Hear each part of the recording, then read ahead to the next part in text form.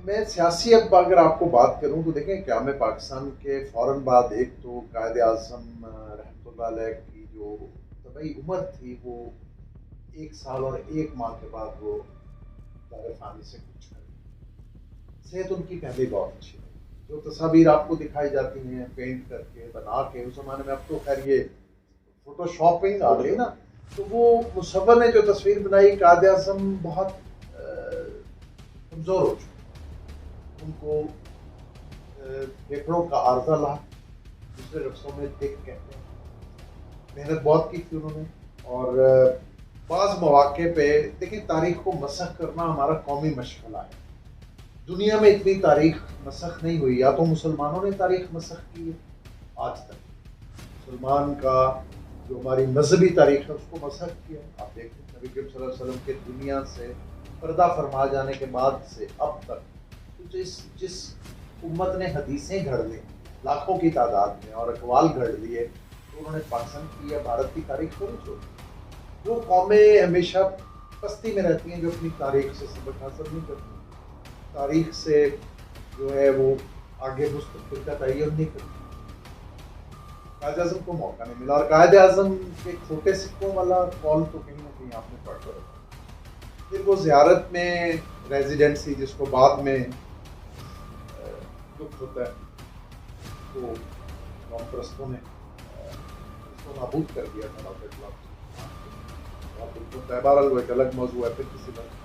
तो वहाँ वो कोई साहब उनको मिलने आए, तो उन्होंने कहा ये देखने आया है कि बुढ़ा कब तक मरेगा या कब तक। देखिए हमने उन लोगों को भी सर पर बिठाया। कायद आज़म का फरमान है हिस्टोरिकली डॉक्टर लेफ्टिनेंट कर्नल नाम मेरे ज़हन से मैं हो रहा इलाही बख्श वो लिखते हैं। तो बहरहाल एक तो, और दूसरा कायद आज़म की जो दूर रस निगाहें थी, उन्होंने देन ब्रिगेडियर और नए नए प्रमोट हुए थे मेजर जनरल अयूब खान की आंखों में जो हिर्स और लालच था वो महसूस कर लिया। कायद आज़म एक आम शख्सियत बिल्कुल नहीं। अगर आप कहें कि अल्लामा इकबाल मेरे आप जैसे इंसान थे तो गोश्त पोस्ट के इंसान। देखिए मैं आपने इशफाक अहमद साहब की मिसाल दी, आपने उन्हें जिंदा देखा हुआ, छू के देखा, मिल के देखा, हाथ मिला। तो अगली जनरेशन 100 साल के बाद या उससे अगली जनरेशन वो उन्हें माफूकुल फितरत समझेंगे। तो इसी तरह कायद आज़म, अल्लामा इकबाल, सरदार अब्दुल रब निश्तर और दीगर मुहब्बे वतन लोग, वो हमारी तरह थे तो गोश्त पोस्ट के इंसान, लेकिन अल्लाह ताला ने उनको जहन, दिमाग, दिल की सारी कैफियत एक आम इंसान से, न्यूटन भी साइंसदान जो थे वो देखने में तो एक आम इंसान थे, बरतानिया के वज़ीर आज़म चर्चिल एक आम इंसान थे देखने में, लेकिन बहरहाल आली दिमाग को, आली दिमाग ये अल्लाह ताला की अनायत है, दीन है। तो एक तो वो हुआ कि वो उनकी ज़िंदगी ने वफा नहीं, सेहत कमज़ोर थी, और उन्होंने उनके डॉक्टर्स इस वक्त उस वक्त जो थे डॉक्टर इलाही बख्श कर्नल साहब, लेफ्टिनेंट कर्नल इलाही बख्श को इतने वादे की पासदारी की कि उन्होंने हिंदू को ये पता नहीं चलने दिया क़यादत को, अंग्रेज को, कि कायद आज़म इस हद तक बीमार है। तारीखी सबूत हो चुका है। अयूब खान साहब को उन्होंने जीओसी मशरकी पाकिस्तान तैनात कर दिया कि मुझे इसकी आंखों में या इसकी बॉडी लैंग्वेज में, जो तीसरी दुनिया के ममालिक में उस वक्त वतीरा था कि फौजी अफसर इक़्तिदार पर कब्जा किया। कायद आज़म के बाद आने वाले लोगों ने, चले बाज़ मामलात कंट्रोवर्शियल कह लें या मुतनाज़ा हो सकते हैं, शायद पब्लिक उस तरह नहीं समझती, तो तब्दीली करने वाले हजरात मेरी बात से इत्तफाक करेंगे।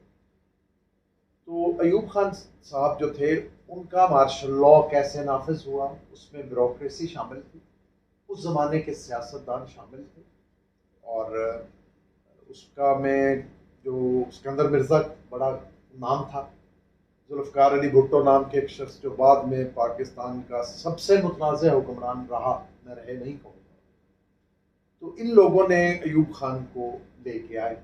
मशरकी बंगालियों की सरिश्त में बगावत है।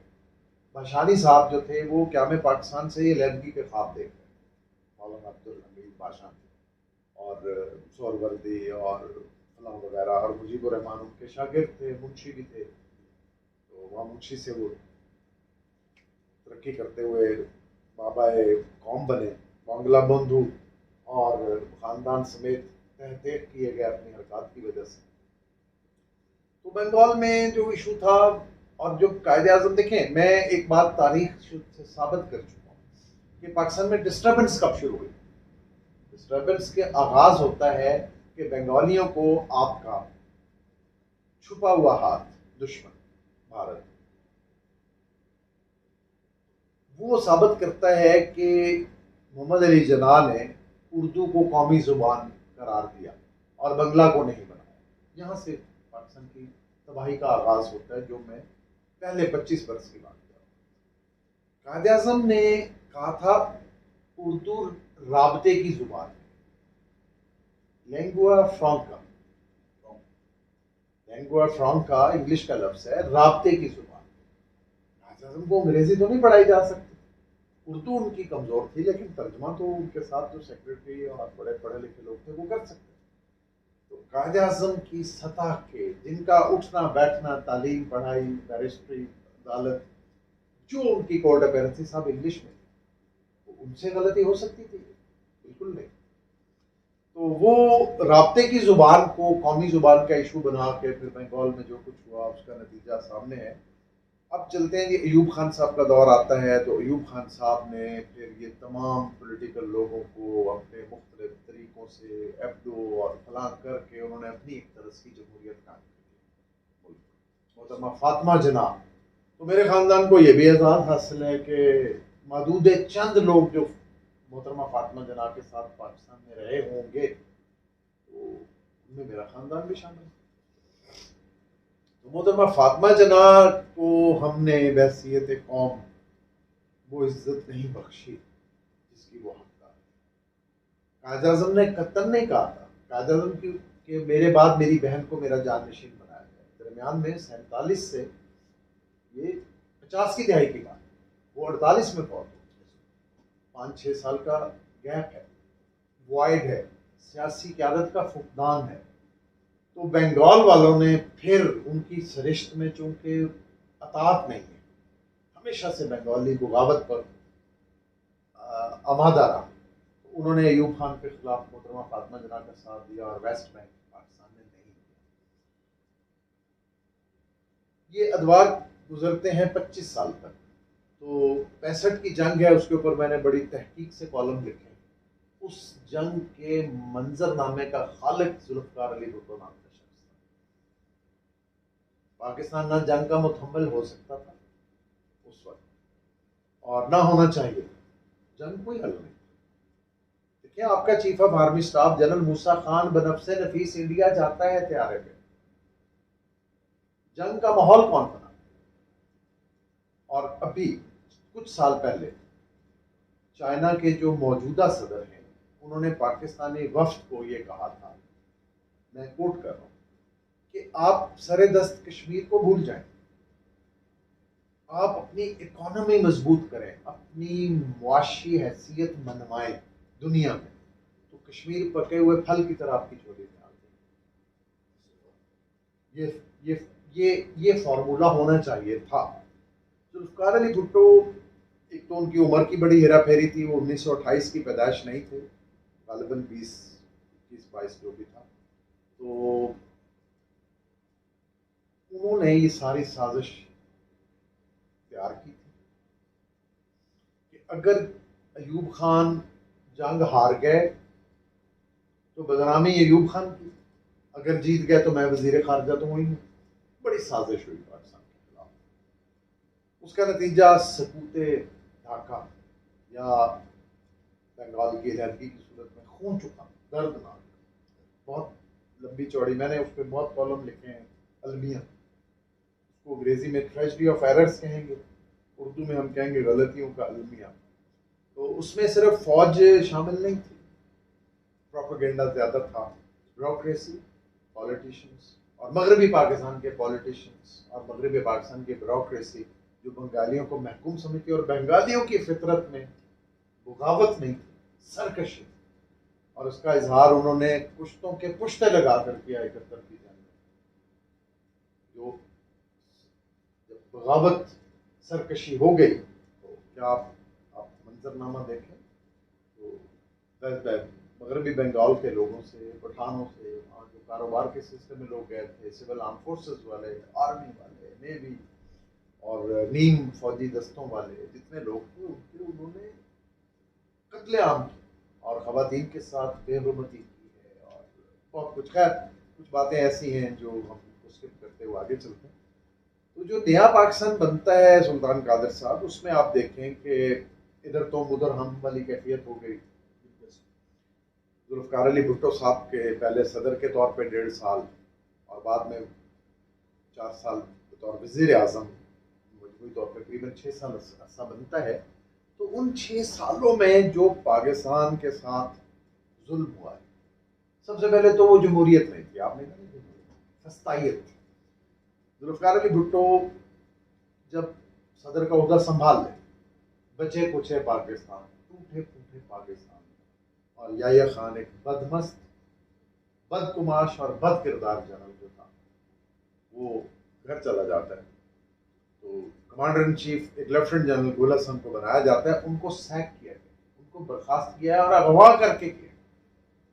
एक तारीखी हकीकत है कि एयर फोर्स के चीफ और आर्मी चीफ को गुलाम मुस्तफ़ा जतोई, मुमताज़ भुट्टो और मुस्तफ़ा खर, और उनमें से मुस्तफ़ा खर हयात है, मैं है नहीं कहूँगा, क्योंकि ये वो शख्स है जिसने कहा था हमें वापस आना पड़ा, हम टैंकों पर, इंडिया टैंकों पर बैठ कर आएंगे।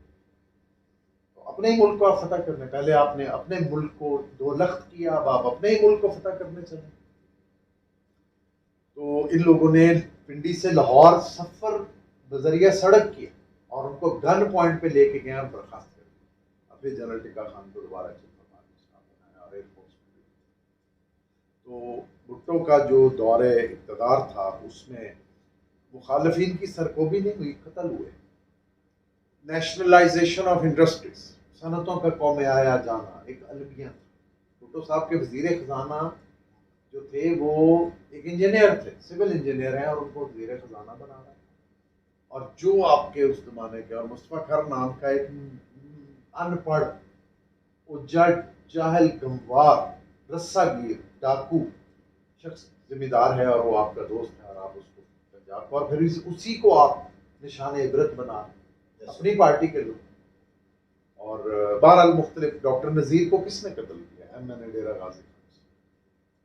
सलीम बाजवा साहब सादकाबाद से जमात इस्लामी के थे, वो किसने कत्ल किया? मोहम्मद अहमद खान को किसने कत्ल किया? और ये आज जो जिसको आप ख्वाजा साद रफीक कहते हैं, ये शख्स, इसकी आप शक्ल देखें, इसकी गुफ्तगू देखें, कहीं से ये दानश्वर लगता है, कहीं से ये तालीम याफ्ता लगता है। एक कुंद ज़ेन भगोड़ा स्टूडेंट था, लोगों के वजीफों पर पलने वाला। इसका बाप मेहनती सियासी कारकुन था, उसका भी कत्ल हुआ इसी पंजाब असेंबली लॉन पीछे। आपको बताओ वो किसने किया? तो ये सारी साजिशें CIA तो नहीं कर रही थी, भुट्टो कत्ल करवा अपने मुखालिफ। तो खैर साद रफीक का बीच में ज़िम्नन जिक्र आ गया। अब हमारी बदकिस्मती के साद रफीक इस मुल्क की मुकन्नना का एक मुअज़्ज़ज़ रुकन है, वो कैबिनेट का हिस्सा है, वज़ीर है। उसकी जो आप हैरान होंगे कि इन गुनाहगार कानों ने सुना, आंखों ने देखा कि वो PTI में आ रहा था। एक उसका जब मखदूम जावेद हाशमी नाम का एक नौसरबाज जालसाजिया जमहूरियत का अलम बरदार आ रहा था, तो इसको साथ लेके आ रहा था। कभी इमरान खान साहब से ऑफ द रिकॉर्ड या ऑन रिकॉर्ड पूछना सवाल जाना चाहिए कि उसका था कि मुझे जनरल सेक्रेटरी PTI बनाया जाए। आप कहते हैं सियासी निज़ाम, ये है निज़ाम के मखदूम जावेद हाशमी, जिसको मखदूम कहते हुए मैं तो शर्म आ रही है मुझे। औकाफ की ज़मीनों पे कब्जा, करप्शन, और मैं ऐनी शाहिद हूँ, ज़िया शाहिद साहब के सामने बैठ के व्यागरा स्कैंडल, मेडिसिन स्कैंडल, वजारत सेहत इतने करोड़, और ये लोग भाषण दे रहे, सियासी ईमानदारी के भाषण दे रहे, जमहूरियत पे भाषण दे रहे। इसका तो इधर उधर हो गया। तो इनका मुतालबा था कि मुझे आते ही जनरल सेक्रेटरी बनाया जाए PTI, क्योंकि उसको ये नविश्ता दीवार उसने पढ़ लिया था कि अवामी ताकत PTI के पास आ रही है, नवाज शरीफ डूब रहे हैं। 2013 में जिस तरह इलेक्शन जो हुआ, आप उसके गवाह हैं, आप तो पोलिंग एजेंट थे इस कौमी असम्बली करके, मैं TV पे था। तो लेकिन इन्होंने उनको बराह रास्त कोई ओहदा देना तो कबूल किया कि जावेद हाशमी को हम बना देते हैं चेयरमैन या नया अहदा क्रिएट किया, लेकिन इसका था कि मुझे जनरल सेक्रेटरी बनाया जाए। तो 1971 से 77 तक, 77 की तहरीक के, बहरहाल ये एक लंबी कहानी है। सुल्तान साहब 77 की तहरीक जब चली है तो मैंने वो मनासर देखे हैं और सुने हैं और पढ़े हैं कि आप शायद उसको, और वो आप यकीन नहीं करेंगे, आम पब्लिक के जहनों से इसलिए महव हो गया कि उसके नतीजे में जो मिलिट्री हुक्मरान बरसरे इक़्तिदार आए उनका नाम था जनरल ज़ियाउल हक।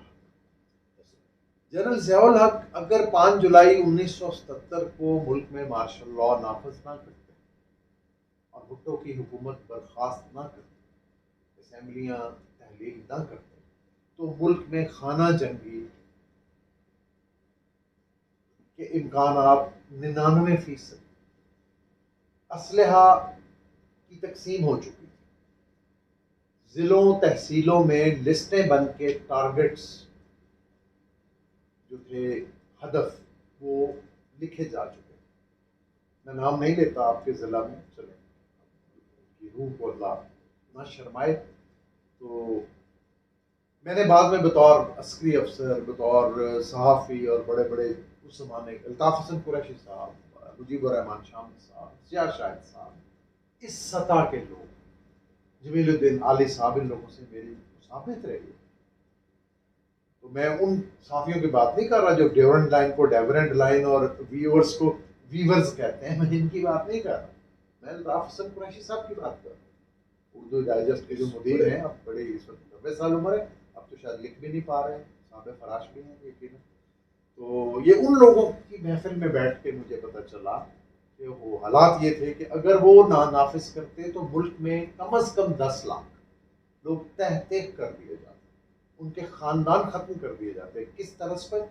जैसे इराक़ में बाद में हुआ सद्दाम हुसैन की शक्ल में, कर्नल कज़ाफ़ी लीबिया पर काबिज़ हो चुका था पहले, जो सिस्टम मिस्र में आज है, जमाल नासर पहले कर चुके थे, जो मराकश में मौजूदा सदर के जो वालिद थे हाफिजुल असद, उन्होंने भी शहनशाहियत कायम कर ली थी, बल्कि फस्तायत कहनी चाहिए। तो भुट्टो साहब का जो लुबे लुबाब था, मैं इस पर किताब लिख सकता हूँ, एक अलहदा उनकी शख्सियत पे बात कर सकता हूँ। साहब क्या है, एक कातिल था जिसको इस निज़ाम अदल ने सजाए मौत दी, और मैं वो आपको तारीख से अभी साबित करता हूँ। उन्होंने इस मुल्क को 10, 20 और पता नहीं कब तक, लेकिन कोई इंसान मरना नहीं चाहता। डॉक्यूमेंटरली, कागजी तौर पर या दस्तावेजी तौर पर उनकी उम्र है 51 बरस जब वो फांसी लगते हैं 1979, पैदाइश उनकी लिखी हुई है 28। कोई ज़ई शऊर जिसको जरा सी चेहरा शनासी आती है, तस्वीर देख के, वो क्या 51 बरस के थे जब उनको सजाए मौत हुई? चलो, उनकी उम्र 57, 58, 59 साल के करीब होगी, और मैं अराउंड 60। वो एक तारीखी बात है, चलें वो कुछ शायद उसमें कोई अखलाक से गिरी हुई बात ना आ जाए, वैसे वो लिख चुके। मुजीबुर रहमान शामी साहब, ये जो आज नवाज शरीफ साहब की गोद में बैठ के दुनिया टीवी पे लेक्चर दे रहे हैं, ये खुद लिख चुके। इनके हाथ से, दस्ते मुबारक से लिखे हुए मज़ामीन मैंने पढ़ रखे हैं, मेरे पास शायद मौजूद थे, और वो लाजवाब हो गए जब मैंने पूछा कि आपको पढ़ के हमने ये सीखा, वो आए शाही करने लगे। तो सुल्तान साहब वो अगर हो जाता तो फिर जो 1947 में बाज़ ख़ानदानों के साथ हुआ, बशमूल मेरे ख़ानदान के, तो वो फिर दोबारा उसको दोहराया था। 2, 3, 4 माह मुल्क में बदअमनी तो नहीं कह सकते, खून का बाजार गर्म हो जाता। फिर भुट्टो साहब और उनका ख़ानदान ता दमे मर्ग इस मुल्क का हुक्मरान रहा।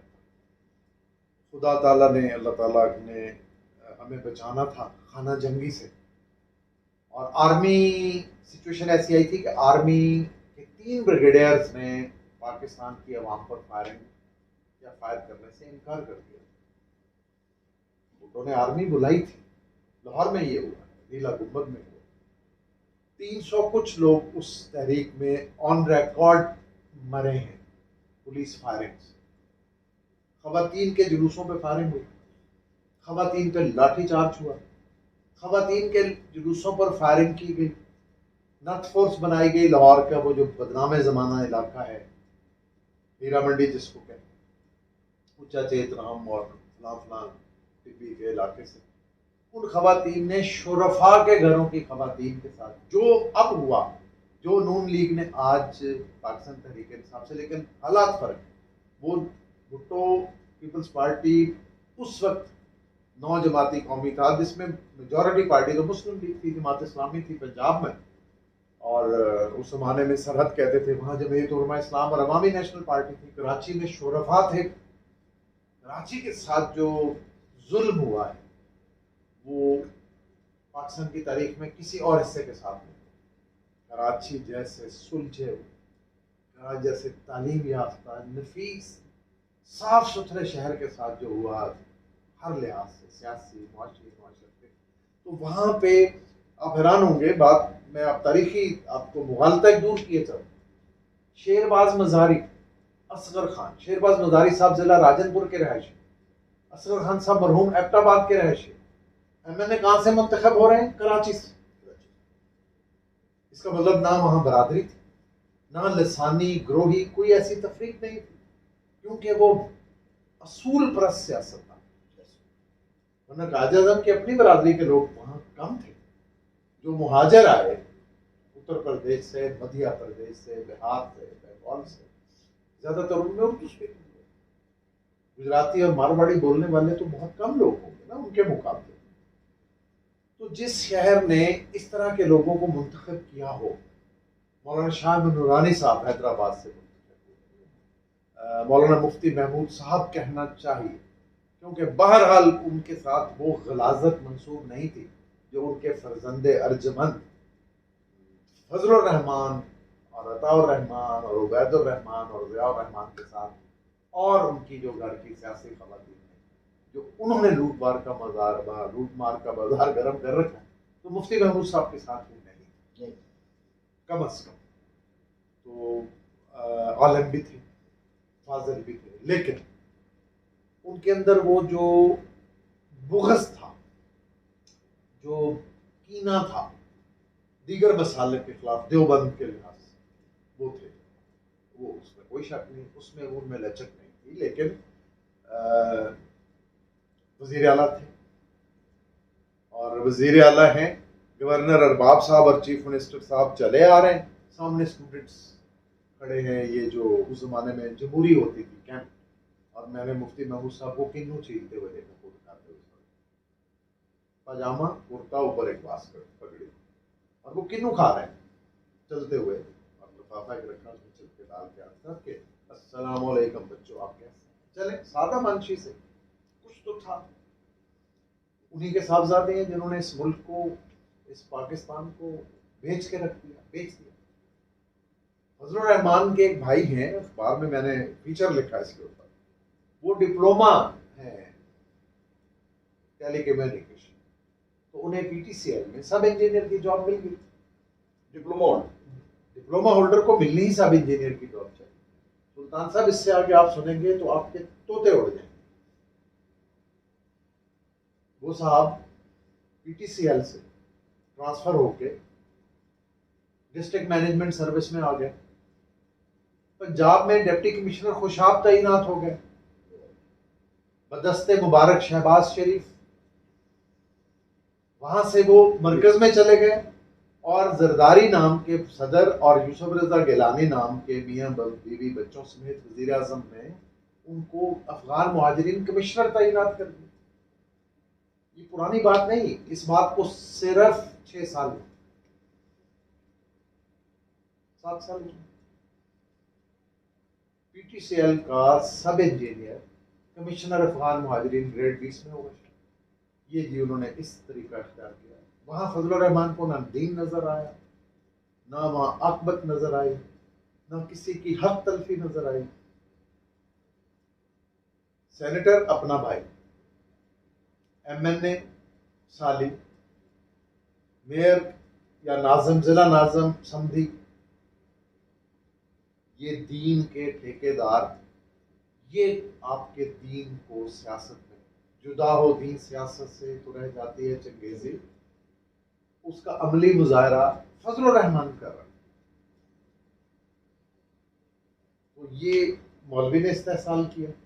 मौलवी कहना बहुत बड़ी ज्यादती है। मौलवी तो अकाबरीन के लिए लफ्ज़ इस्तेमाल होता था। आज से सिर्फ 60-70 साल पहले मौलाना मौलवी सलमान खान और ये अरबाज खान वगैरह के वालिद हैं। सलीम खान राइटर हैं इंग्लिश इंडियन फिल्मों के, बहुत बड़े राइटर। उनका इंटरव्यू है तो अपने खानसामा के बारे में कोई बात कर रहे हैं तो उन्हें कह रहे हैं मौलाना। तो वहां से आप अंदाजा लगाएं कि जो अभी उर्दू जहां मुरक्का अदब जिंदा है, वहां आज भी जो बादशाह और एक मुअज़्ज़ज़ जिसको इज्जत से मुखातिब करना है उसको आप कहते हैं मौलाना। भाई मौलाना आज नमक बहुत ज्यादा डाल दिया, तो वो वहां से भाई आज की जनरेशन को तो पता ही नहीं कि मौलाना कितना मुअज़्ज़ज़ लफ्ज़ है, और फजलुर रहमान के साथ तो लफ्ज़ लगा हुआ मौलाना की कौन। और बहुत सारे मैंने इस तरह सियासत में चले मौजू फिर कभी से तारुल कादरी साहब आपके मौसम मुरब्बी, उन्होंने भी यही हशर किया। वो कहते हैं जी ख्वाब में नबी करीम सल्लल्लाहु अलैहि वसल्लम तशरीफ लाए कि ताहिर तुमने हमारे क़यामों काम का बंदोबस्त करना और सफ़र भी हम तुम्हारे टिकट पे करेंगे। तो उस पर आप जैसे और बहुत सारे लोग जो थे उन्होंने करोड़ों रुपया पेश किया, ऐसा मौजूद है बयान। तो ये इस्तेहसाल है। बहरहाल नया पाकिस्तान हम बात इधर से उधर हो गई। तो ज़ियाउल हक साहब के जो 10-11 साल थे उनमें सुल्तान साहब बाज़ बातें ऐसी हैं जो सबसे पहले तो उन्होंने जो आपको खलीज बंगाल में दो नज़रिया इंदिरा गांधी ने जब वो खून चुका दास्तान 16 दिसंबर को मुकम्मल हुई और शायद हमारी तबाही का आगाज हुआ बड़े सगीर के मुसलमानों की, तो इंदिरा गांधी का था आज मैंने दो कौमी नजरिया खलीज बंगाल में डबो दिया। तो आस्तीन के सांप कौन थे, घर के भेदी कौन थे, किन लोगों ने पाकिस्तान तोड़ा, कौन लोग हैं इतने हजारों खवातीन और मर्दोजन की मौत के सुल्तान साहब आपको वो तस्वीर नजर आ रही, ये मेरे मामू हैं कैप्टन नवीद आलम खान। इनकी उम्र थी 27 साल। इनकी अहलिया की उम्र थी जो हमारी फुफ्फो भी थी 23 साल 24 साल। ऐसी दास्तान है कि मेरे रोंगटे खड़े हो जाते, मैं आपको बता नहीं सकता कि ये वेस्ट पाकिस्तानी ऑफिसर्स के साथ उनकी बेगमान के साथ किस जुल्म किया, शहीद हो गए। इनकी डेड बॉडीज आज तक वापस, क्या हमें पाकिस्तान के शहीदों की हमारी लाशें वापस नहीं आई हुई?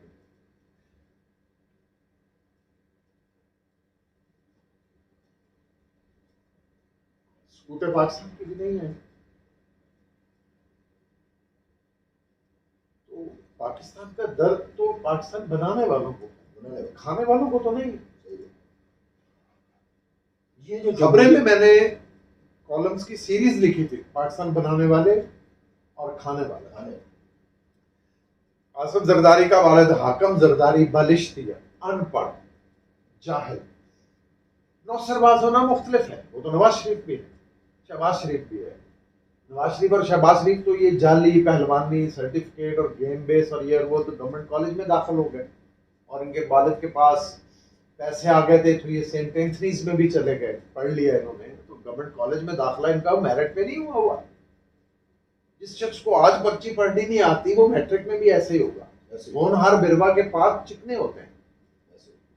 पालन में जो वो कहते हैं, पालने में जो पाँव नजर आते हैं, एक मुहावरा है उर्दू का, वो पालन में पूत नजर आ जाते हैं ना, कि बच्चा अगर अगर उसमें झूले में भी लेटा हो तो पता चल जाता है कि इसका कदो कामत कैसा हो।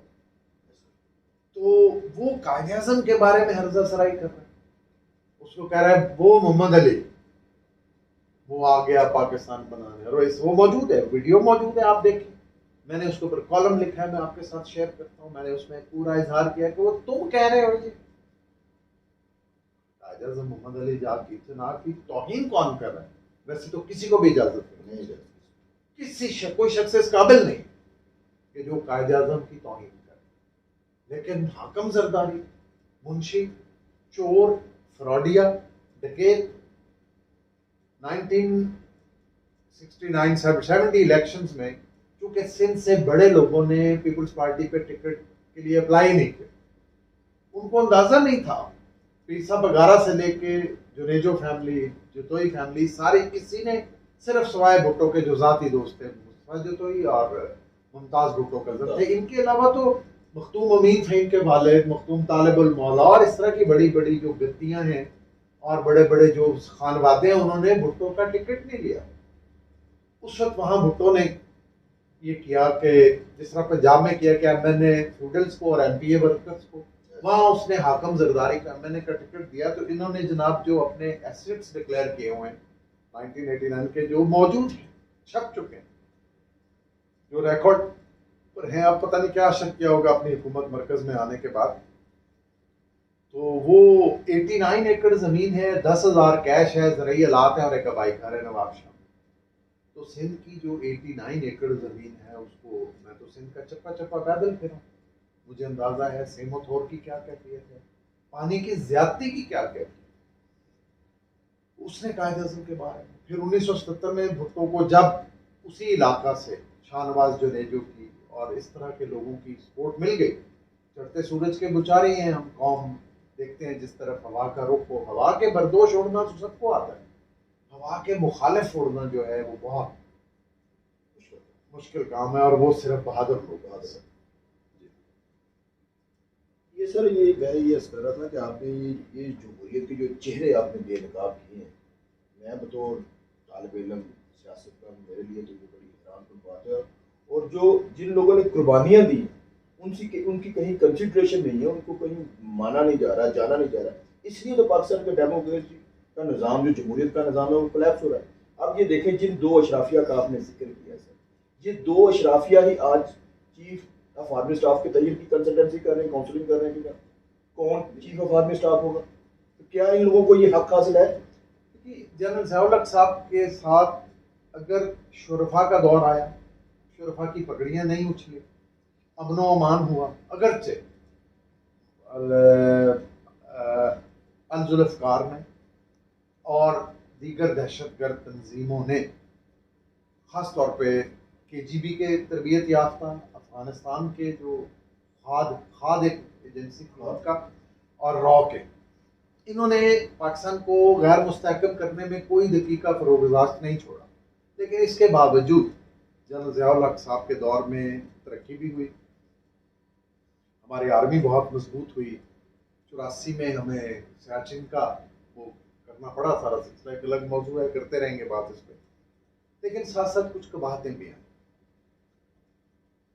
77 में जब उन्होंने 3 साल तो हालात तो वाक़यात ऐसे रहे, फिर जमहूरी बहाली, तहरीक बहाली जमहूरियत, और मादरे जमहूरियत कौन है? नुसरत भुट्टो, सोना चोर, गिफ्ट चोर। अपने दौरे हुकूमत में मनो सोना पाकिस्तान से चोरी करके ले जाने वाली खातून, वो मादरे जमहूरियत है। जो फादर जमहूरियत है वो तख्तेदार पे चढ़े दी, वो ऐसे चढ़ गए, उन जैसा कभी दिलेर देखा नहीं था। सद्दाम हुसैन दिलेर था, वो चढ़ा।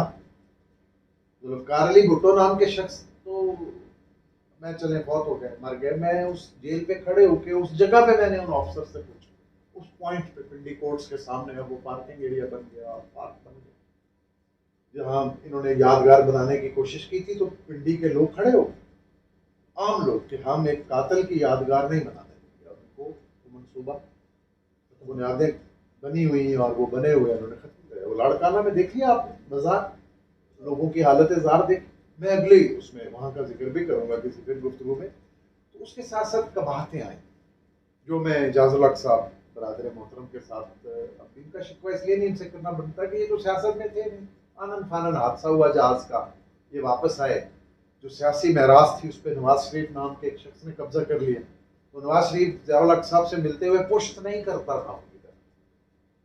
बेगम ज़ियाउल हक को नवाज शरीफ और कुलसूम नवाज हालत रकू में मिलते थे, हालांकि वो दोनों बड़े सादा मंश लोग थे। बेगम ज़ियाउल हक में कोई करो फर नहीं था, कोई दुनियावी, मेरे पास उनकी तस्वीरें उस दौर की मौजूद हैं, आप भी दोस्त शेयर करते हैं। हॉकी स्टेडियम में चीफ गेस्ट आई है, नेशनल चैंपियनशिप, एक आम सादा लिबास में, आम खातून की तरह, हटो बच्चों की कोई कैफियत ना, वो इस मिजाज की औरत थी जो आपने बेनज़ीर और मरियम वगैरह की शक्ल में देखा। यहाँ तो वो मरियम औरंगजेब मान नहीं है, चले बाकी छोड़े। फिरदौस आशिक मान एक करेक्टर है। वो सारी पार्टियां घूम के फिर पीटीआई में, मुझे तो आप लोगों की समझ नहीं आती। मैं पीटीआई के लोगों से मुखातिब हूँ कि ये कौन करेक्टर्स हैं, ये कहाँ से आते हैं। तो जिस तरीके से फिरदौस आशिक मान जैसी नकलबाज डॉक्टर, ना ये एफएससी मेरिट पे है, ना मैट्रिक है, ना इसने फातिमा जना से मेडिकल बगैर नकल के किया है, उसको आज भी टाइफाइड के स्पेलिंग नहीं आते, वो फिर पीटीआई में दाखिले की वो कर रही है।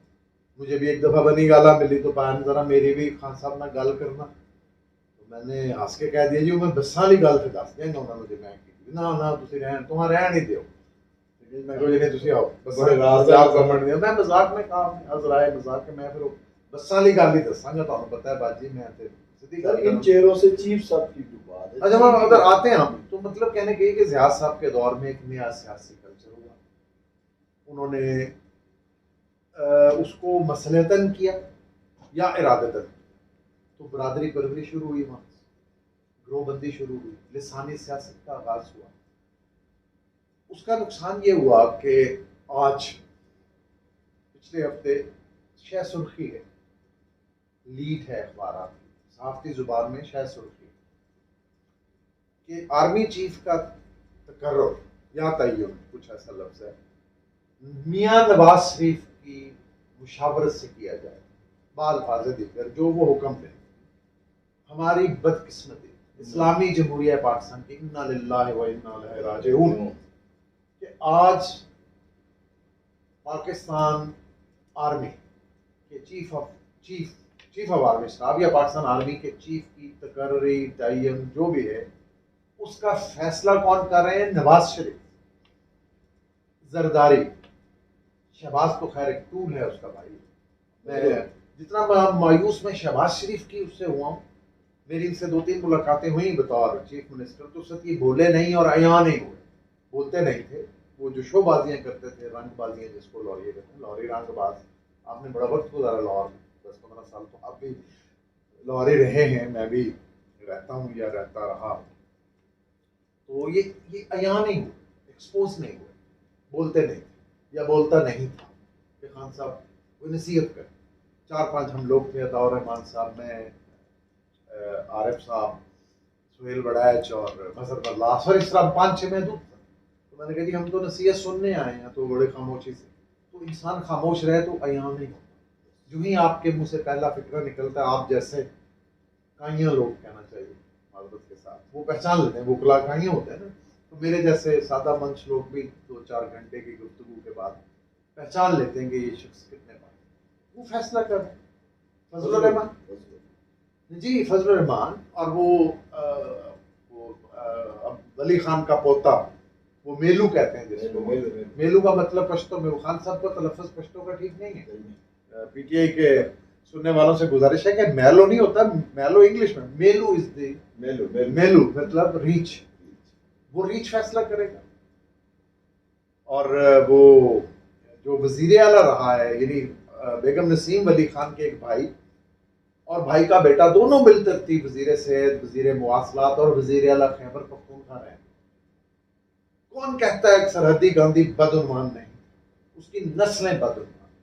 कौन कहता है सरहदी बलोची गांधी अब्दुल अचक ज़ईद बदउनवान नहीं था, उसकी नस्लें बदउनवान।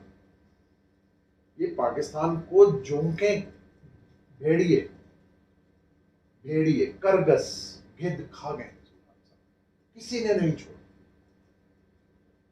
जिसको मौका नहीं मिला उसने भी नहीं छोड़ा, किसी ने नहीं छोड़ा। इन सारे सियासतदानों में से शाज कोई एक शख्स होगा जिसके गले में, अकरबा पर भी बहुत थोड़ा सा लफ्ज, जिसके गले में बदउनवानी का तौर है। तो बदकिस्मती से नया सियासी कल्चर आ गया। पंजाब वालों को अपनी बका नवाज शरीफ की शक्ल में नजर आई, जो एक नैपकिन से नाक साफ करता है और उसी से प्लेट साफ करता है, और वही उसके कारकुन कर रहे हैं जो एमएलए भी है। वहाँ यहाँ के मरे नवाज शरीफ भी तो देखे ना वो जो प्लेट नैपकिन है खाने वाले मेज पे, उससे वो नाक साफ कर, जहाज में बैठा और अपना अजारबंद खोल के टाइट कर रहा है, उसी जहाज में कोई खातून भी होगी, सामने खिड़की नजर आ रहा है, कम से कम इतने मैनर्स तो होने चाहिए। ये जो शोबाज है, रंगबाज, मैं लड़काना की सड़कों पे पेट फाड़ दूंगा, घसीट दूंगा, देख लें। वो जो जरदारी का बेटा है, मुझे नहीं पता वो बेटा है बेटी है क्या है, वो कहता है, वो चीख चीख कर करता है कि ये 70 साल का बूढ़ा है, 70 साल का बूढ़ा एक हाथ रख के गेट फलांग जाता है बाहर, ऐसे चढ़ जाता है, और तुम 30 साल के और तुम्हारा जिस्म थल थल कर रहा है, तुम्हारा पेट और हिप्स को उर्दू में जो कहते हैं वो शायद नामुनासिब होगा, वो कहाँ फैली हुई है, पेट आपका घुटनों पे पहुंचा हुआ है, आप कहते हैं मैं 30 साल का नौजवान हूँ, चलते आपको उसके बारे में साफियाना गुफ्तगू ये है कि वो बेहद वक्त अपने नाना और माँ को कॉपी करता है, उसका ये नहीं पता चलता कि वो अब नाना बोल रहा है या उसकी माँ बोल रही है। तो शेख रशीद भी कह चुके हैं, ये जो आजकल पाकिस्तान का बदकिस्मती सरायकी में कहते हैं अल्लाह दी मर्जी दे काम है कि इस मुल्क का वजीर दाखिला, देखें रिजीम चेंज से पहले जरदारी नाम का शख्स राणा एहसानुल्लाह को वजीर दाखिला कहना शुरू हो गया था। असल में राणा सनाउल्लाह का खमीर पीपल्स पार्टी से, फैसलाबाद से आप पूछें इसकी सतह क्या है, लोगों के दफ्तर में ऊपर सीढ़ियां चाहती हैं, इनके दफ्तर में नीचे जाते हैं, ये 60 रुपए अखबार का बिल नहीं देते थे। ये शख्स आज पाकिस्तान का वजीर दाखिला, इसका जिम्मेदार कौन है? पार्शली तो जनरल ज़िया उल हक नहीं, जो उन्होंने अपनी सियासी विरासत नवाज शरीफ को मुंतकिल की। फिर पंजाब की अशराफिया नहीं अवाम है, दो ही कुव्वतें थी, पीपल्स पार्टी वो मरकज थी, बाकी मरकज गुरेज कुव्वतें थी, तो पंजाब वालों को अपनी आफियत नवाज शरीफ को वोट देने में आई, वो वोट उन्होंने पहली दफा जनरल ज़िया उल हक को दिया। जनरल ज़िया उल हक थे नहीं, एजाजुल हक साहब जो थे उन्होंने बकाए में होशो हवास अपने हाथ खुद कटवा दिए। उस वक्त नवाज शरीफ साहब जब तक बेगम शफीका ज़िया उल हक जिंदा रही, उनके सामने हालत रुकू में खड़े रहते थे, सीधा खड़े ही नहीं होते, पूछ लीजिए आप उनसे। तो आज ये वक्त आ गया